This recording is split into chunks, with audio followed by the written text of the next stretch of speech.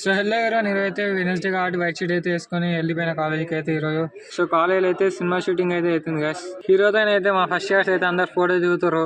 So ఆయన shoot అయితే మొత్తం గుంపు కూడారు గ్యాస్. నాకైతే ఏం అర్థమే తెలియదు. సో అందరు అయితే సెల్ఫీలు అయితే దిగుతారు. ఆయన ఇన్నర్ ఫీలింగ్ అయితే.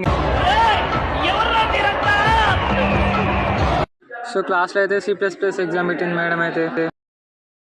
సో షూటింగ్ తీస్తుంటే అయితే వర్షం అయితే పడింది గ్యాస్. వాళ్ళకైతే మస్తు ఇబ్బంది అయింది.